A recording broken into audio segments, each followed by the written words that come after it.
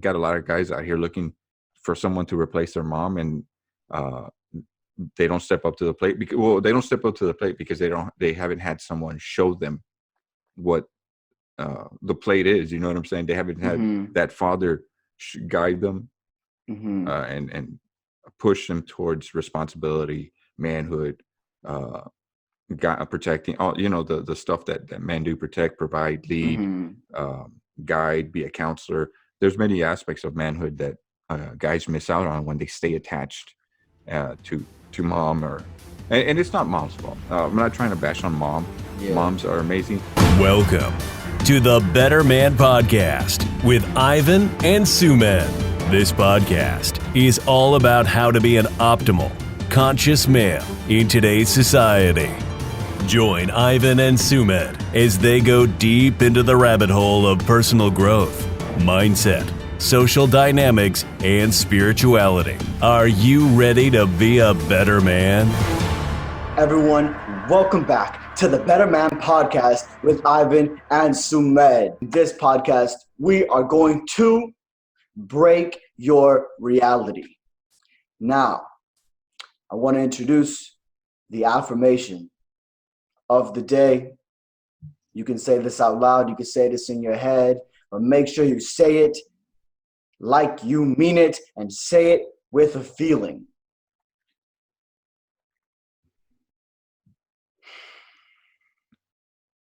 The affirmation is, I am capable, I am willing to take my wishes and desires into reality. I am willing, I am capable of taking my wishes and desires into reality. One more time, really, really integrate this belief. Really know that it is true. Really know that you can make everything. We're going to say it one more time. I am capable and willing of creating all of my wishes and desires into my reality. Congratulations, everybody. You just leveled up in life in the first 30 seconds of this podcast. Yo, we've got an amazing host today. And I'll tell you why he's amazing. It's amazing because he's an open book, like he says. He's radically honest. There's nothing that he's hiding. He's not hiding anything. He's not ashamed. His past does not hold him back. He's just continuing forward. And that is a very powerful thing. He's the creator of the podcast and popular Instagram page, Man Under Construction, which is a badass fucking name. All right. Everybody, give it up for our host. He's going to be my co-host today, Michael. Hey, everyone. How are you doing? I think I prefer guest. Guest or co-host, guest or co-host, either way will work, man. I'm here for you. Yeah. I'm ready to do this podcast, and like you said, I'm an open book, and I'm willing to help willing to share any part of my life and past to be able to guide others out there to avoid some of the heartaches, some of the hard times that I went through. And I'm ready to do this, brother. Let's do this. Let's dive deep and make some changes. Great. I called you my co-host because it's like co-creators. Oh, you know what I mean? No, man, I'm just giving you a hard time, brother. Don't worry about it. All right. Yo, so actually, before we start this podcast, we were talking about something quite interesting. You mentioned how you are still seeing, you're visiting your daughter, you're divorced, but you find it very, very important to still see your daughter. Can you go back into that a bit? Yeah, of course. Obviously, for me to be separated from my daughter, that assumes or that implies a separation, a divorce, and that is the case. And which is a long story, and it ties back to, and we can talk about it later on the podcast. Ties back to porn addiction that just destroyed every aspect of my relationship with my my first wife, and it led into different areas of my life that caused separation, a divorce, and but being a young man who, well, not so young anymore. I'm 39, but being a man who has experienced an absent father earlier uh, in my life, I made it a point. I made it an issue, Mm-hmm. priority to see my daughter, to be there for her, no matter what it takes. Um, I have to sacrifice my weekends. I really don't rest that much on the weekends because I pour my energy in trying to spend time with her in those 2 days. And thankfully, I'm very thankful and that my ex-wife Mm-hmm. was understanding in that aspect. And even by the decree, you know how like you have the divorce decree, Mm-hmm. and you can only see your daughter on this day, on that day, on this day. She understood that it was important, and she allows me to see her every weekend, allows me Mm-hmm. to call her every day. Mm-hmm. So I am thankful for that. But yes, I know the importance of being there for my daughter, and it's a priority. And I try to do it every day. I try to call her every day, let her know that I love her, and that she's amazing, she's beautiful. I got to be there for her because I know the pain of having a father that's not really there for you. So that's one thing that's pushing me, and we can dive into the effects that has when the Yeah, father isn't there yeah, let's do that. later on. I'm sorry. Yeah, let's do that, man. Let's do Okay, it. yeah, yeah. Like we were talking before the podcast, we were going back and forth about the effects when the father isn't there, and I can speak from experience. I know that with my dad not being there, I didn't have any guidance. I didn't have any roadmap into manhood or masculinity. And we actually dove a little bit deeper before we jumped on the podcast. And for a young man, it's natural for the boy to be attached to the mom, to create that bond, that nurturing bond, to about, maybe he starts to get to about 9, 10, 11, into adolescence, and then the father's Mm, supposed to call him out into masculinity. He's supposed to break that mother bond, which isn't easy because mama's boy, mm, moms mm, are attached to the boys a little differently. So there has to be a breaking of that relationship in order for him to embrace his manhood, embrace his masculinity. And when that's not there, the attachment to the mom starts to turn into an unhealthy bond into as he matures into adolescence, into manhood. And the young man, and I found this in myself because I grew up with just my mom. The young man starts to, like I said, develop an unhealthy mother bond, mm, which means that he goes to a woman for everything in his life. And mm, the thing is, as he starts to get older, he needs to know that he's a man.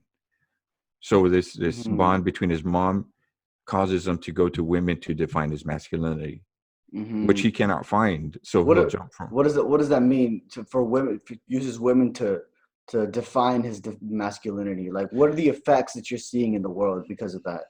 The effect.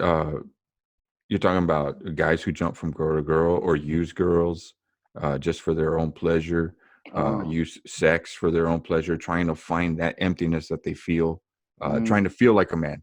Uh, mm, because with that unhealthy mother bond, the boy is left trying to find his manhood, trying to find something that defines his mm, masculinity, trying to find something that mm, lets him know that he's a man. So I mean, he does the things that stereotypically make him feel like a man. They chase the money, they chase the women, mm, they chase the party life. They think that that is going to define their manhood, their masculinity, mm, being jerks to women. The stereotypical alpha mindset. I don't mm, know if I'm mm, not a big I'm a big fan, not a big fan, but I'm a big proponent of being an alpha, but in a healthy way. And a lot of the stuff mm, that's out there as far as alpha, uh, it's a lot of empty words like be a man, stand up to this, stand up to that, you know, brush off women. They don't care about anything. They don't matter. A man knows when to have sex or whatnot. It's just a bunch of empty things mm. from men trying to search for their definition of what a man is. Am Mm. I making any sense? No, yeah, totally, totally. That makes sense because I do remember a time in my life when I was younger. And for me, I feel like I sort of had to teach myself what it was to be a man, because I knew I was fucking up. I really knew I was fucking up so bad when all my relationships were going bad. When every single time the girls were breaking up with me, I was like, okay, you know what? Something's fucking going on right now. You need to fix something. And I do remember that I realized that I was basing my masculinity on the amount of girls that I had sex with. And if I Yeah. had have more sex with more girls, then I was, cooler. I was better, right? I was more Hmm. worthy. And I think a lot of it comes down to like attention, right? Attention, Yeah, um, yeah, definitely. being Because validated. um, like you said, that mother bond, that because the dad didn't detach you from that mother, um, like I said, it grows into something unhealthy. But the Mm, mom continues to stay in that nurturing mode, taking care mm-hmm, of you, doing things for you, mm-hmm, um, not let anything hurt you. mm-hmm. So you go into another relationship not expecting a woman, but you're essentially expecting a mother, Expecting a because mother. yeah, Mm-hmm, because that's the only experience you have with women, is that nurturing, that babying, they take care. Ever notice that mm-hmm, uh, a lot of men, especially from broken homes, and I can say for myself, I came from a broken home. I can totally relate to this, but where the women did everything, I was passive, I wasn't aggressive, and the woman took care of. Like I recall relationships where the woman was strong and was taking care of everything for me. So I wasn't looking for a woman. I was mm-hmm, looking for a mom. So I was looking for a relationship to replace my mom, mm-hmm. and that's what ends up happening. We got a lot of guys out here looking for someone to replace their mom, and uh, they don't step up to the plate because, well, they don't step up to the plate because they haven't had someone show them what the plate is. You know what I'm saying? They haven't had Mhm, that father guide them mhm, and push them towards responsibility, manhood, uh, protecting all, the stuff that men do: protect, provide, lead, mhm, guide, be a counselor. There's many aspects of manhood that guys miss out on when they stay attached to mom, and it's not mom's fault. I'm not trying to bash on mom. yeah, Moms are amazing. Actually, excuse me, I want to give moms credit. They stepped up to the plate with what mhm, the tools that they have. mhm, Nurturing and being feminine. Those are the tools that they have, and they do their best to raise these boys with what's available to them. And mhm, so this is no way to bash moms or to come down on moms. My mom's amazing, and I'm sure you can say that. Mom's the best, mhm, uh, but they're not equipped to make men. Only men can make other men, and that's one thing we got to mhm. understand. And just because I don't know your situation or your story, you didn't tell me. Um, nor do you have to tell me. I'm just saying. Mhm. Um, I lost my train of thought. Actually, I was trying to Uh, jumble too many thoughts. I was trying to jumble too many thoughts, and I lost my train of thought. yeah. Anyways, I'll let you say what you were going to say. Um, so you went from um talking about moms and appreciating moms, right? Yes. Because they couldn't make men, right? So actually, I have a question for you, right? So you did mention like there has to come a point like when a kid's like reaching adolescence, right, where the father breaks the bond, right? Yeah. Um, well, how does the father play? What kind of role does the father play in the child's life as it's growing up before the breaking of the bond? Um, and I'm not trying to insinuate that the father is absent during that period, Hmm. but the prominent bond that is powerful, or more powerful, or more important, Hmm. and not, well, let me rephrase that: not important, but the dominating relationship is the mother. The mother's breastfeeding the baby, nurturing the baby, Hmm. but it's essentially connected to the mom. Hmm. But that's not to say that the dad is completely absent. Hmm. I don't want to say that. If the dad is there in the home, of course he plays a role, Hmm. but that connection is not as strong because, of course, like I mentioned, the breastfeeding, the nurturing part, and usually dads are out working, mom taking care of the baby, so that bond is very prominent. But the Mm-hmm. dads still play an important role in nurturing and taking care and watching over the child, guiding them in little aspects. Mm-hmm. Excuse me. But what I meant to say in those earlier years, the relationship to the mom is more dominating. Mm. It, it's uh, it's natural for that bond to take place, which leads to when the dad steps in. That's not to say the dad step back Yeah. and just chill. Yeah, Mm. the dads still have to be active. The dads still have to, say goodnight to the baby, say goodnight to the Mm-hmm. child, kiss them goodnight, let them know that daddy loves them, is there for them. But what I simply meant to say is that the dominating relationship, the dominating bond Mm-hmm. is between the mother and the son, or Mm. mother and daughter. Mm. And why is it more dominating? See, I have my own answer to it, but I feel like you might have your own interesting perspective as to why it's more dominating in the beginning stages of early Uh, childhood. yeah. And that's a good question. There's a lot of factors because I mean, for the first 9 months, Mm. this child is inside the mother, so there's already that physical, biological bond, which is completely natural. That's what it is. The baby's feeding off her mom. The baby is. They say a lot of times that the baby can feel the emotions the mom's feeling. Mm. Um, Mm. if she's sad, the baby feels that. Happy, the baby feels that.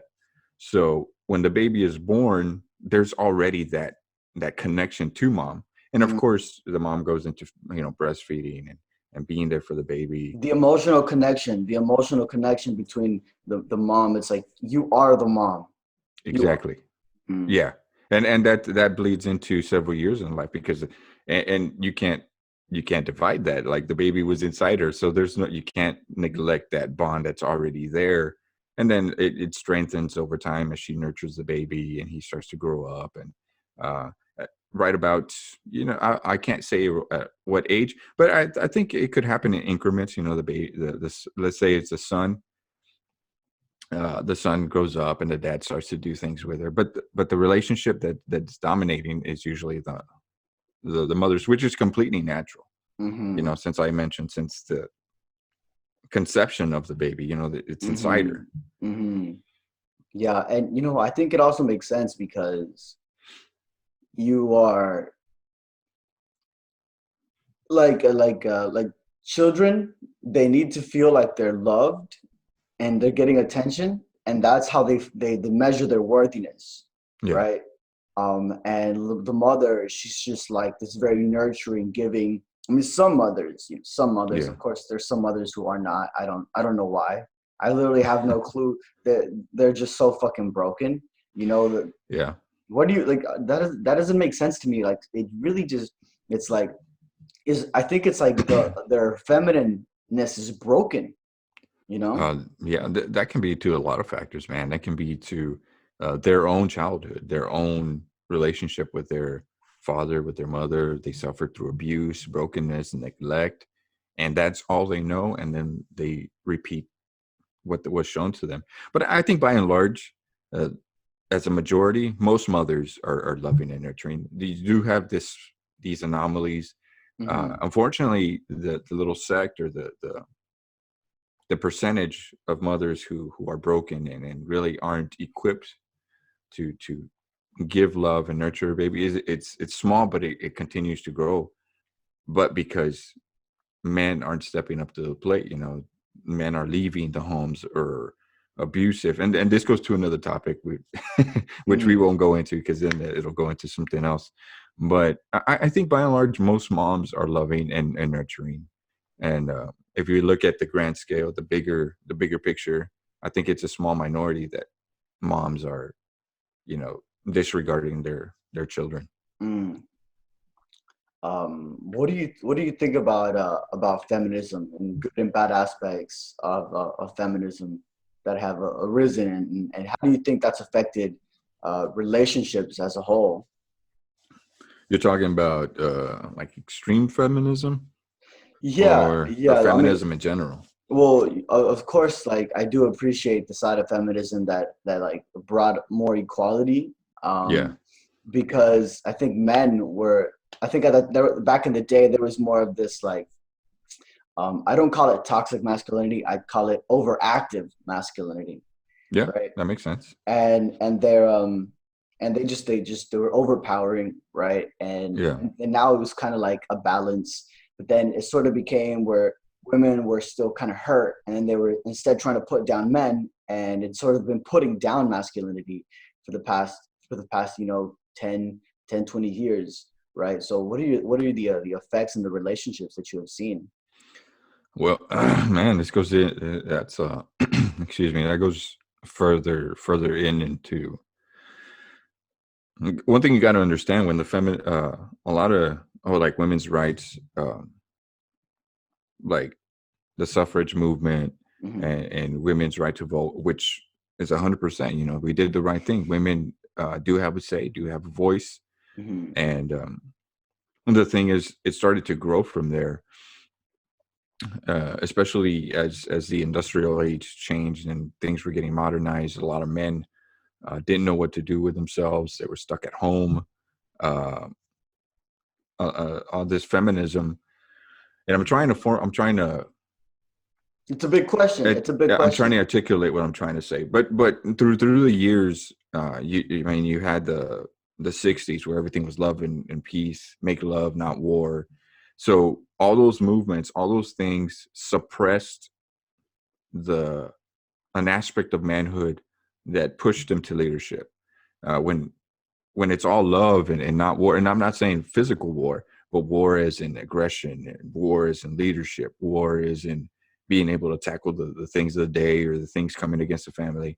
I'm saying I'm talking more in a spiritual, mental aspect, because obviously, we're not going to war, Hmm. but you suppressed all those things about a man Mm. with this movement, because in times of war, you brought out leadership in a man, you brought out brotherhood, camaraderie, Mhm, mhm, which is very important. Which I'm a big proponent of brotherhood. We mhm, need brothers, 100%. We need brothers who will watch out for us, keep us in check, refine us, teach us.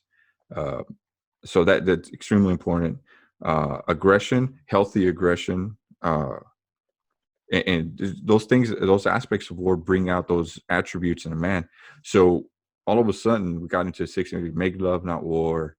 Everything was happy and peace, and we squashed a aspect of man that made him a strong man. mm, So through mm, time, you're talking about years and decades. Um, that suppression really just made, because mm. we can attribute those like strength, leadership, aggression. We can attribute those traits to those are naturally masculine traits. Yeah, definitely, Yeah. definitely. So if we take those away, we're left with feminine traits. So through time, the feminine traits are just, we suppress the masculine traits and up the feminine traits in men, and we Mhm, ended up with a bunch of feminized men. and mhm, and that's I think those are extreme mhm. versions of femininity or feminism, Yeah, that they suppress the masculine traits in men. yeah, And and now, go uh-huh. ahead, I'm sorry. And you know what I've seen? I've seen a lot of women become very masculine because of that. Mhm. Women are sort of having to step up into that energy of themselves and being like, okay, well, if the man's not going to do it, well, then I'm going to do it. And then Yeah. I can, and then they go into this cycle of I can do it by myself. And I don't need a man. And they continue to push the man away, and they continue to push the man down. And then, I mean, the other day there was this girl commenting. I don't know if she's a girl. Her profile picture didn't have any profile picture on it. Yeah, usually when they don't, I don't pay Yeah, attention to yeah. them. It said radical feminist on her profile picture, Yeah, and that's a big warning sign. I was like, okay. And then she was saying that there's no use for men, right? And Hmm. she was saying that all men are bad. I was like, and I told her, I said, from the bottom of your heart, do you really believe that all men are bad? And she said, 100%. And I can pretty sure I can be fairly certain that that woman or whoever that was, if it was indeed a lady or not, did suffer pain at the hands of a man. You know, and I told her too, like, yo, I'm sorry for whoever hurt you, right? You Yeah. know, and she said, I don't need you to be sorry for me. Yeah. I was like, damn. Yeah. Her perspective was warped because of something that happened to her at the hands of a man. And actually a lot of feminists, a lot of extreme feminists did suffer at the hands of a man that misused his masculinity Mm-hmm.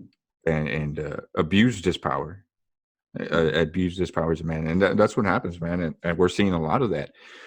And that's a big cycle, man. That's a big cycle, my man, that men misusing their masculinity. And we can go back Mm-hmm. into that, which which goes a little deeper because um, they're misusing their masculinity because they did not have someone to guide them to show them how to use it in the right proportions.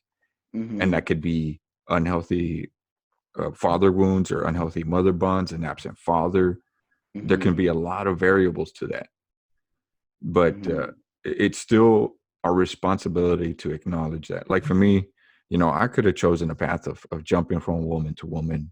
I could have made the choice, when I got my first divorce, forget this. I'm just gonna, sleep with as many women as I can. Thank God Mm-hmm. I didn't. I did struggle with porn, and I'm glad and thankful, and I'm proud to say that I've overcome that. How did you get And over that? How did you get over that? I think that's no small achievement, you know, for many people who are stuck in that cycle. Like yeah, from with their kids, they have their parents' laptop, they get on their phones, there's no blockages on it. People from their kids are looking at this shit, man. Like how did you get out of that? that's another long story, man. But I'll get let me see here. I was trying to put my thoughts together, but I'll jump into. But yeah, like I was saying, to finish the thought that I was saying, it's our responsibility to grow as men, no matter the situation. I know it's hard, and I know it's difficult, and it's not an easy road because I've been there. I'm still going through it. I'm still learning. Hence the page "Man Under Construction," meaning that I'm still under construction. That's one thing I liked about the name of the page is. Um, you know what? I'm here. I don't got all the answers, but I'm still learning. And what I'm learning, I'm willing to give to you. Um, like for the guys out there that say, I don't have a father figure, or I don't have someone to guide me. I didn't either. And I took it upon myself. I do go to church. I'm a musician in my church. I went to my pastor. I started digging deep into some books. I'm pretty sure you're familiar with Jordan Peterson and Mm-hmm. a lot of these other guys. David Uh, Data, I'm sorry. David Data. Not familiar with him, but I'll check him out. Um, Yeah. I got in touch with books dealing around masculinity Mm-hmm. and wholeness, because one thing we got to understand is before you step into manhood, you got to make sure that you're whole. You know what I'm saying? Mm-hmm. You can't build a house on a broken foundation. If you want to be a strong man, you got to reinforce the foundation. You got to dig deep. You were hurt, you were abandoned when you were a kid. You got to go straight to those cracks in your life and reinforce those foundations before you even think about building a man. And a lot of this alpha stuff, uh, you know, sleep with as many women as you can, do whatever you want. Who cares about life? All these things are just buildings built on a broken foundation, and eventually they're going to crack. So that's one thing we gotta really dig deep in before we jump into manhood. Make sure that you're 100% whole as an individual. You know what I'm saying? That you look at your wounds and you address those wounds and let Mm-hmm. them become scars and let them become memories. Let them become visual. Let others see those scars and let them know that, what, I got through this, you can get through this. But like I was saying, I digress. I get a little passionate about this stuff. You know what I'm saying? Yo, man, get in there, man. Get in there, bro. That's uh, what the masculine does, man. That's what the masculine does. The masculine, it just gets in there, dude. But like I was saying, you don't have a mentor or you don't have a father figure, get a mentor. It's your responsibility. No one's going to do it for you. Get a mentor.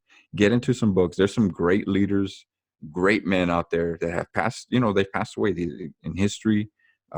You got Theodore Roosevelt, who Mm, talked about the strenuous life, that men take on these burdens and come out stronger. There's great men out there that have mhm, lessons that can be somewhat of a father figure to you. You can look up to these great men in history that knew how to lead and knew how to be men. Uh, like I said, go get yourself a mentor, get yourself a tribe of people that you can trust to refine you. So mhm, really, to say that no, I don't have anybody to teach me, and it's going to hurt, and it's gonna be painful to say, but really, that's not an excuse. The resources are there, the people are there, and we just got to go on after it. Okay, so I'll mhm. finish that aspect of it. I know you wanted to talk about how I got out of pornography, but I'm rambling now. So if you got any questions or whatnot, you can feel free to ask. You switched mindset. You switched mindset. Is that what happened? Yes, the mindset has to change. In order for you to take the next leap, it Mhm, has to change, and that's what happened to mhm, me.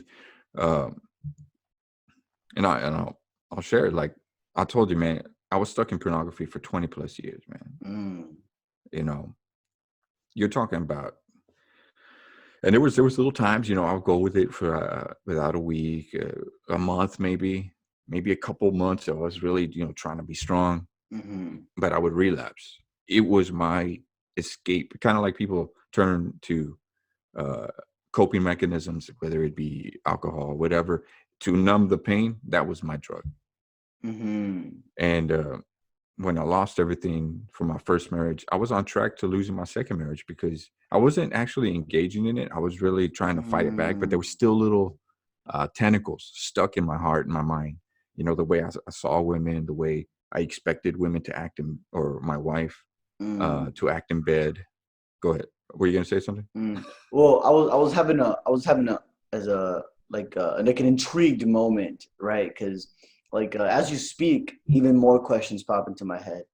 Yeah, yeah, I don't that's know. natural. So somebody might be out there saying things like, "Well, what's bad about porn?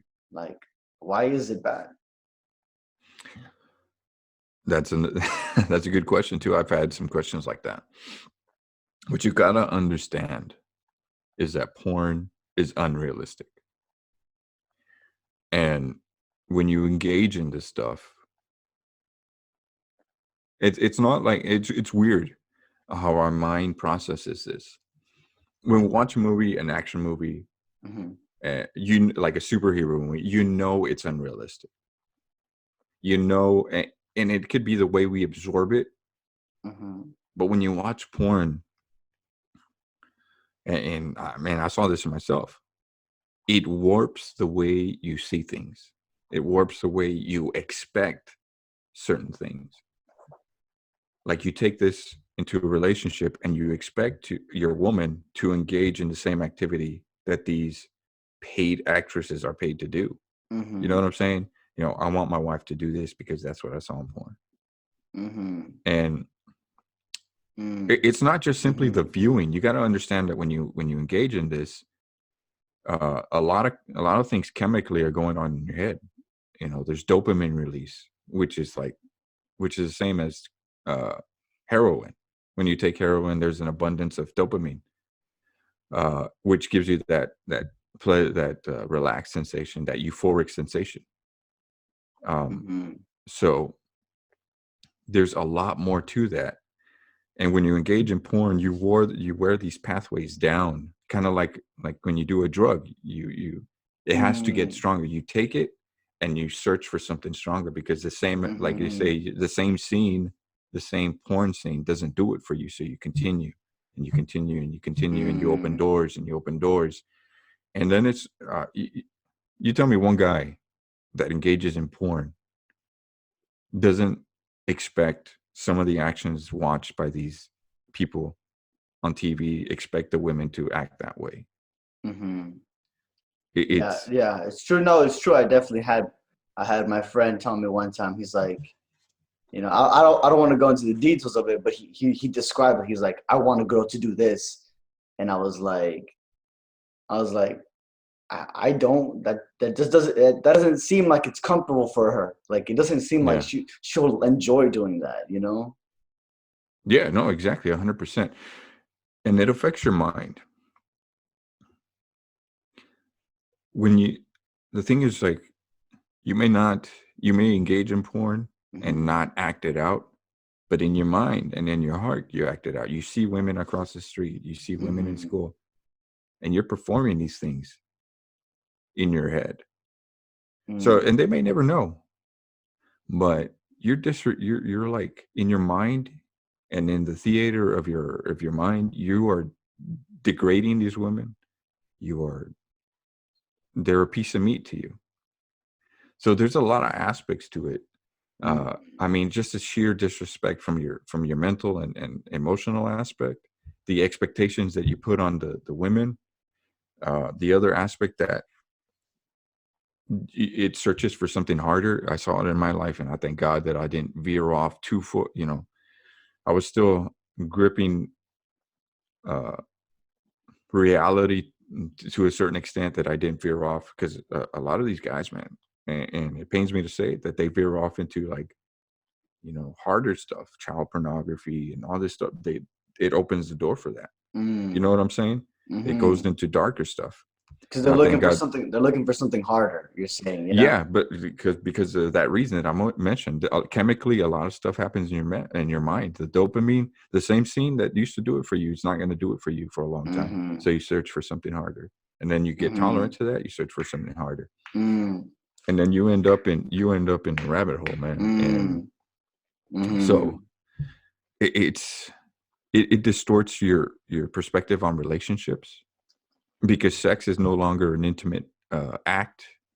It's Mm-hmm. not two people who love each other connecting, their souls bonding, and all the beautiful things that Mm-hmm. intimacy can do.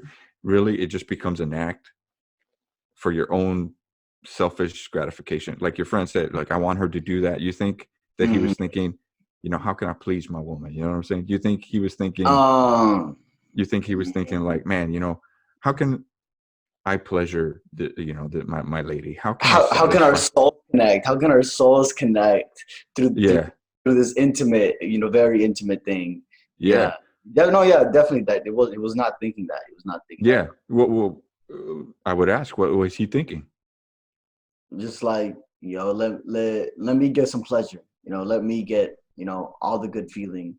Yeah, Kind of seeing her essentially, as he the stepped into this in the most selfish way. Let me get mine, mm-hmm, and really, sex becomes just like, let me get mine.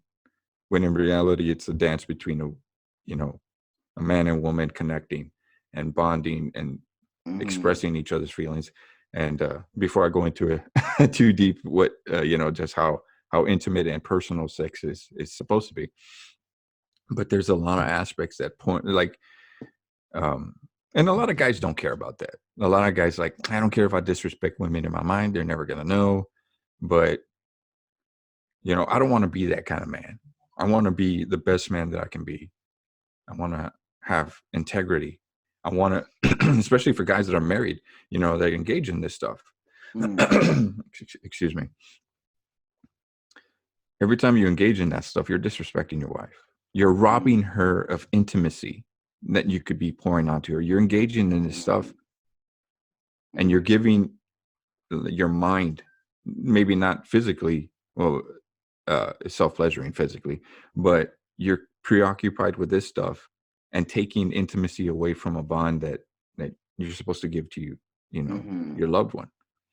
So there's just so many aspects, man. So many aspects. Like, even if it's a little bit, if it a lot, it doesn't matter, man. This stuff is in the end, it's not good for you. It destroys you as a man. It makes you less of a man. And we want to talk about that. It's like yeah. we I have a talk. question. I actually have a question. You said it's disrespecting, right, of the man to look at the woman and say, "Hey, I'm imagining myself fucking this girl right now." Yeah, But like, to what degree does it become disrespecting? Like, if a man just looks at her and she's like, "Oh, she's got a nice figure. She's got a very nice face, a very nice body." Is that like a degree of disrespect as well, or is that like No, I mean, acknowledgement of beauty? well, I mean, I'm married, and I mean, there's to say that is as soon as you get married or as soon as you get with somebody, everyone else turns ugly. Yeah, that's not realistic. You know what I'm saying? Yeah. Yes, it's it's normal to see, like, if there's a beautiful woman, it's like, wow, she's really beautiful, but does it normally stop there? Mm-hmm. I'm asking you, does it normally stop there? You see a beautiful woman, it's like, wow, she's really attractive. Does it stop there? Like in my experience, you're saying like, or like in Yeah, I'm the, asking you. um, I guess I'm asking you for a level of honesty you might yeah, not be comfortable with. yeah, for me, it's more like I got to the point where I dated the beautiful women. I dated the most attractive girls in my class. Um, but I was unfulfilled with my relationships. Yeah. And that's because I was so focused on the outer aspect of what they look like that I wasn't focused on the inside. So now whenever I see a beautiful woman, I say to myself, well, I should not judge and say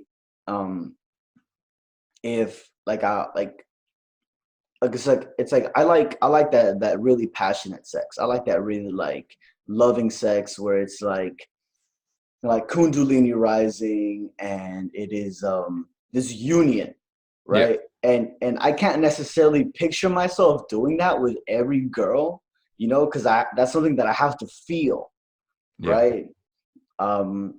But yeah, I do look at girls and be like, oh yeah, she's really hot, but I don't know if we would be a good match.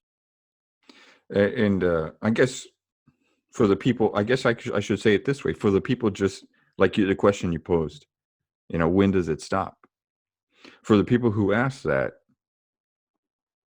do you think that they stop at simply, oh, she's attractive, or do they create this movie in their mind?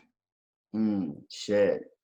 I mean, they might be creating some sort of Scorsese in there, some sort of uh, it really, and this is something that every man battles with. It's natural. Uh, we are stimulated by uh, yeah. visual things, and that's the way we were created. We see things, we conquer it, we go. Women, they feel more. They're connected more with feeling and emotion and bonding. Us, we see something and we want to conquer it. That's completely normal. But there's a lot of normal things that we got to hold back. Anger is normal. Mm, Uh, Frustration is normal. mm, Uh, there's a lot of things that are instinct, a part of us, but it's our job to hone those things, harness them, and repurpose them to do good. And I'm not saying like boom, like automatic. You're gonna like, yeah, I have to stay vigilant, man. Like there's tons of beautiful women. There's beautiful women everywhere, but I gotta stay vigilant. You know what I'm saying? And I gotta stay sharp. It's a daily battle. I mean, out there, I mean, women dress for the purpose of getting your attention. You know what I'm saying? yeah. So yeah, No matter what they say, I don't believe it. They're doing it to look. no, They want no. attention. There's always a reason behind it, man. You don't dress like that just because I guess maybe to a certain extent. Excuse me. That's what I get for drinking an energy drink right before a podcast. I have to burp. I'm sorry about that. Hey, it's okay, man. Yeah, to a certain extent, yes, it does make them feel attractive, sexy, but you know what you're doing. Like, you can deny it. You can say, I don't believe you. You're doing it for a purpose. Maybe unconsciously, you're looking for some sort of attention. But yeah, man, we just got to stay vigilant. We got to stay strong. And that's not to say that I'm perfect or everyone's perfect. And all of a sudden, the mind never wanders off. But I have to constantly keep myself in check. I got to make sure that I respect my woman and love her and respect her outwardly and respect her in the ways that she doesn't see, that she can't see. She can't see my mind. She can't see my heart. But that's the kind of man I want to be. And that's the kind of man I'm striving to be. I want to push. Mm, Like, I don't want to, like, my perspective on all this now is, it's like, oh man, that's too hard. There's no way I can't stop, you know, creating these porn scenes with women that I see. And that could be some other issues that you got to deal with. But I'm saying from my perspective, man, I want to be a good man. I want to be the mm, best man that I can be, not just outwardly, but inwardly to my wife, and also be a just a standout example for my daughter. You know, mm-hmm, a lot of times when you think about it, I'll pose some questions. Are you the kind of man that that you want your daughter to date? mm-hmm, Like, how many men can stand there and if you ask them, if a young man replica of you, your thoughts, your heart, where you are in life, showed up in your daughter's life, would are you that kind of man mm-hmm, that you would want your daughter to date? mm-hmm. I mean, what do you think the For answer me, to that is? for me, most definitely. Hell yeah, hell yeah. For me, most definitely, I'll be like for sure. I would want I would want my daughter to be with a man like me, for the because I know like I have my girlfriend, right, and she knows how well protected she is, how well Hmm. taken care of she is, and she's actually living in London right now. And I'm trying to get her over here. Uh, Trying to get her across the pond, huh? yeah, lawyer wise, Uh, because she's tried coming over here and they've denied her. oh, okay. I got it. Yeah, several times. So it was like, you know what? Only other way we can do it is we got to get married, and we gotta get you going over here. You know what I mean? Yeah, And yeah. that was a good decision for us. We were both okay with that. Um, we didn't struggle with this idea of getting married. Um, but yeah, definitely for me, for sure, 100%. So that's one of the questions that I like to ask, especially with examining your own life as a man. Are you the kind of man that you would want your daughter to be with? And then the second question, and I've been asking it recently on the page, are you the kind of man that others aspire to be? Are Hmm. you the kind of man that people come to and look up to? Have you heard it say like, man, I wish I could be like, I wish I could be like Mike, or I wish I could be like whoever you are. Do you have, is that the way you conduct yourself in life? Yeah, Do you influence others in a good way? yeah, Do you leave an impact? Do you leave hmm a handprint on the heart of another man? And yeah, uh, I think about that, man. That's the kind of man I want to be. I don't want to be like, I've hmm been mediocre. I've been the average guy. I've been the stereotypical guy most of my life, and I'm hmm ready. I'm ready to step up to the challenge and be the best man that I could potentially be, with everything, hmm every ounce inside of me, push forward, learn, grow, and just be that man where I can say, are you the kind of man that others aspire to be? And I can confidently say yes, hmm because I'm striving to be more.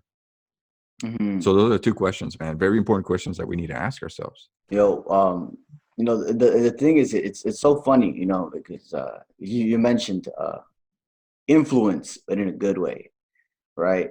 And in order to have influence, you need power, Yeah. right?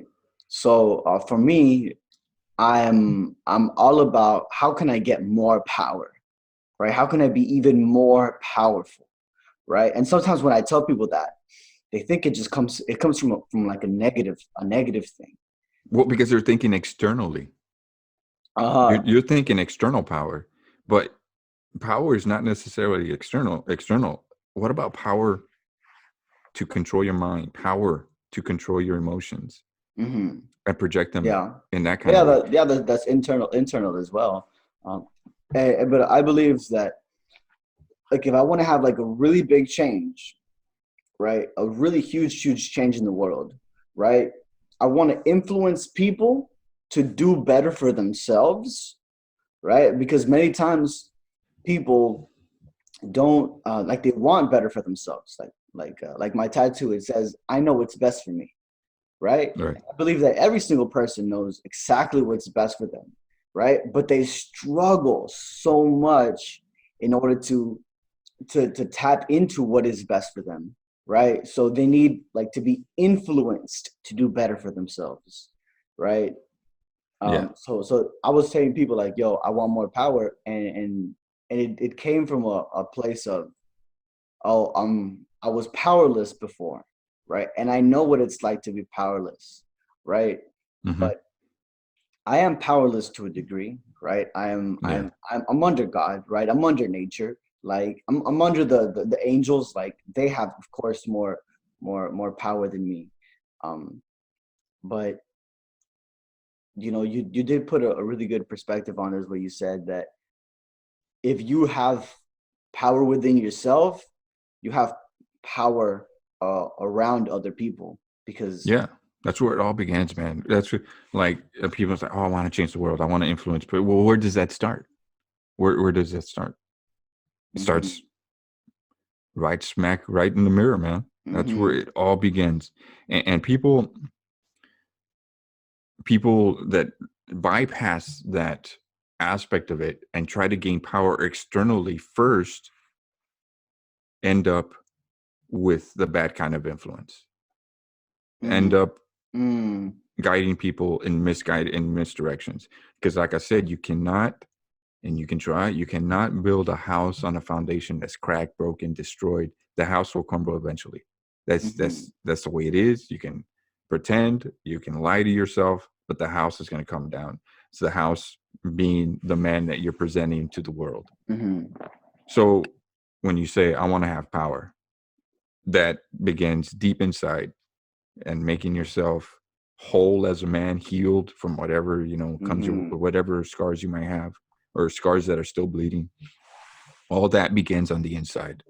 No one likes to do that inner work, my man. No one likes to look inside, but the few that do are the ones that gain true power and influence upon other people. How can they That's do that's that? How can they do that? How can you heal from a scar? How can you stop that bleeding, you know? it depends, man. Every situation is different. Every situation is different. And uh I present like healing from a father son perspective, because my father wasn't there. So hmm I can only give that perspective, and I know there's a lot of guys out there with that background. But the more important thing is you got to face it, man. You got to face it. And I've done some reading, and continue to do more reading on healing, and not just for myself, but to acquire more insight to be able to give up to other people.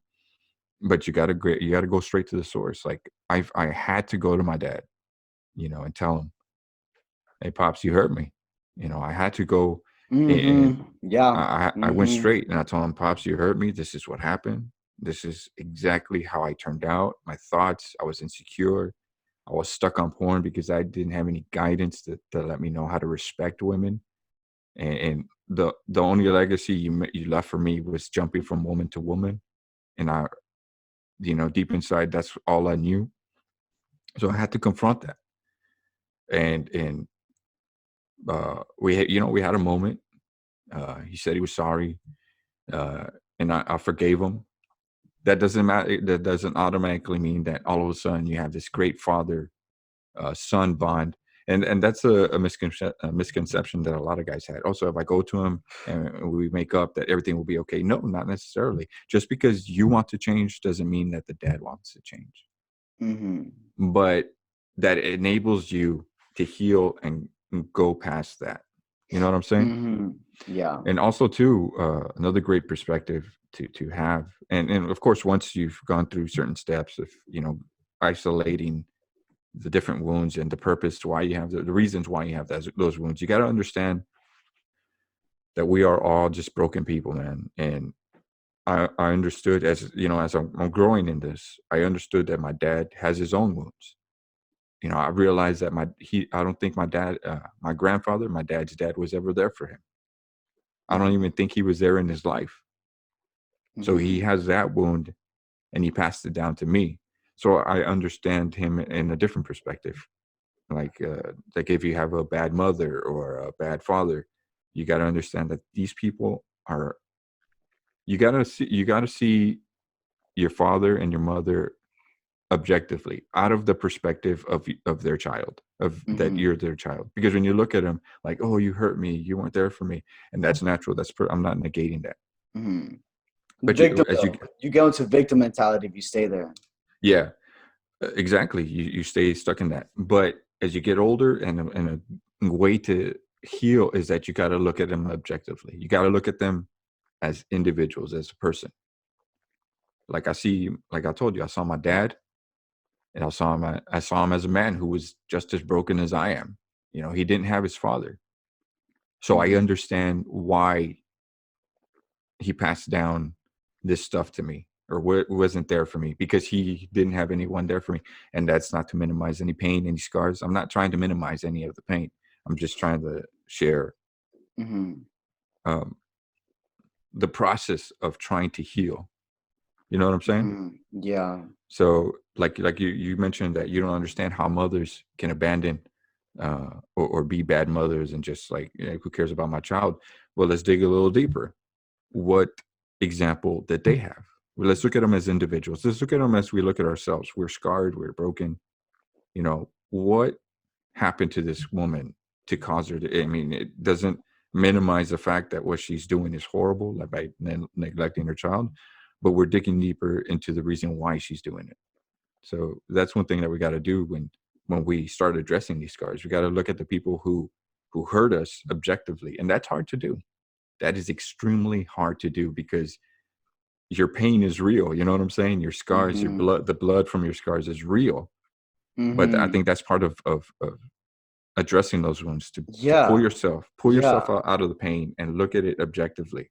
Yeah. I think right now I'm realizing that the first step, right? It's like what's the difference between people who heal and don't heal? Is number one, acknowledge that you're still bleeding, Yeah. right? Because if you don't even realize that you're still bleeding, you're just gonna keep on bleeding and bleeding and bleeding without even knowing that you need to heal. And the thing is that you bleed on everyone else. Mm-hmm. You, because you're in that broken place. So Yeah. your actions and your reactions, your interactions are from a Yeah. broken place, and you bleed all over. You bleed on your children, your wife, your friends. You're just bleeding all over the place. And that's not literal, of course, but you're bleeding in the way you react, in the way you conduct yourself. You're Mm-hmm. like acting out in frustration, acting out of anger, acting out of a bad place. That is the bleeding on every people who abuse their children, people who physically Mm-hmm. abuse their wife or sexually Mm-hmm. abuse, and that's a horrible thing, disgusting thing. But that's people bleeding. That's people bleeding on everyone else Mm-hmm. from their wound Yeah. that's left unaddressed. Yeah, man, it's man, we're going into some deep waters, brother. Hey man, yo, I'm a double Scorpio. I like to go deep and wide. You believe in astrology? uh, you mean to like horoscopes and all that stuff? Yeah. Not necessarily, Yeah. but that's all right, man. That's all right. That's not my forte. That's not my thing. But Do, I get your analogy. do you know your star sign? I was born in November, so I'm a Oh, Scorpio. real? Oh, Yeah. same here, man. Same here, dude. You So I you am aware of look that, but I don't look follow it. you look no, dude. When I saw you, I looked at you and I was like, yo, I think this guy's a Scorpio, right? Yo, and then especially from your page, right, where everything's like black, right? That's a very like a Scorpio trait. It's like very darkness. Well, funny story about that. Why I chose to go with the dark, not because of preference, but there's a meaning behind it, and because the way I want to portray the page and the stuff that I deal with, I chose the darker stuff because that's the stuff that we got to deal with, and that's the Hmm. stuff that I put out there. Yeah, yeah. We Hmm. have to go into the dark places and look inside, and it's not Hmm. comfortable. It looks dark. It's ugly. Some of Hmm. the pictures look dramatic, but when we start digging deep inside, it is dramatic. It is ugly. It is dark. It's Hmm. unknown, Yeah, and that's one of the reasons why I chose the darkness, the yeah, dark photos, the dark yeah. aesthetic, the black and white. because nobody likes to go into those dark places. So Yeah. that's one of the reasons why I went with the dark. Yeah. That's a very Scorpio thing to say. Well, thanks, man. Thanks, I Yeah. appreciate that. Yeah, because I think actually some of the world's top performers in the whole entire world, like Bill Gates, Justin Bieber, Drake, a few other people in Silicon Valley, they're all Scorpios, man. And we're the kind of people that like love to go deep into something, right? Hmm. And we're not happy until we went deep enough that we understood what the fuck was going on. And that's what we like, and that's why I think you're in a good position to be a coach, because it's like you're psychoanalyzing, the Yeah. people. Yeah, I still need more practice, man. And the stuff that I share is based on my experience. So I don't share stuff from a up looking down. Hmm. I look at it, and that's one thing I always tell the guys out there. I'm not here as a guy on the podium telling you what to do. I'm down in the trenches with you guys. I've been there. I've been Hmm. in the dark. I've bled like you, and I don't. And to be real, I don't mind getting. If you're bleeding, I don't mind getting my hands bloody trying to get you out.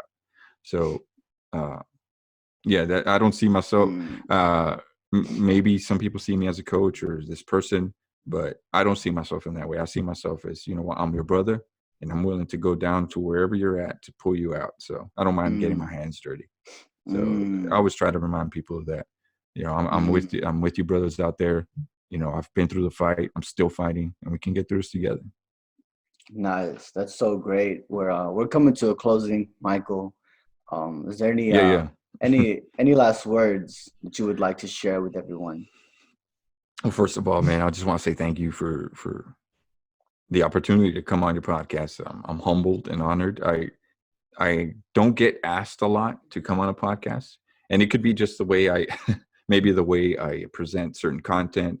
Uh, Maybe it's not for their podcast, but uh, I'm thankful for every opportunity I get to come up and share my story and let brothers out there know that you don't got to do this alone. That we all struggle, we all have pain, and we can get through this together, man. No matter what the situation is, we all got our scars. We're all broken, and it's our responsibility. It's our responsibility to go out there and get the help we need. And getting help is not uh, like, it doesn't make you less than a man. Actually, it makes you more of a Mm. man, acknowledging that you're broken and you come out Mm. stronger. So yeah, man, I'm thankful. I'm humbled for this opportunity. I'm glad that I got to meet you. I'm glad that we're talking here, and I can add another brother to my tribe. So Yeah. thanks, man. I'm honored and just great privilege. And I guess you're listening to this podcast. I am under Man Under Construction. I got the Man Under Construction podcast, and the page on Instagram is Man Under Construction with an underscore after Man and Construction. Man Under and Construction. Mm. You're on Spotify and iTunes and all that thing, yeah? Yes, yes. iTunes, Spotify, Google Play, Stitcher, a couple of other smaller platforms. Breaker, Anchor FM. Yeah, Anchor. Yeah, Yeah, that's the one we use too. We like to use Anchor to yeah. get. It's super easy and user friendly. So because before, oh man, before it was, or it can still be. You have to embed links and put this in. Like, you know what? I don't got time to hassle Yeah, for all that hassle. So, but thank you, man. Like I said, humbled for the opportunity to share yeah, some man. words. And I really appreciate every single thing that you shared, and you shared it so openly and kindly, and your presence was was calming. The way you spoke was calm when you spoke about things that were perhaps, someone might say crazy, right? And I think people will really appreciate that. And everyone at home, thank you for listening. Thank you for watching. Leave your comment below what you thought, what was the most impactful thing. The links to his Instagram is going to be in the link down here. Go and check it out. Remember to be a better man. If you would like to contact Sumedh for peak performance coaching, go to @FlowZone Academy on Instagram. That's FLOZONE Academy. If you would like to connect to your higher self, contact Ivan at odd.resilience. That's ODD.resilience. Also, make sure you follow the Better Man Podcast on Instagram. See you next time.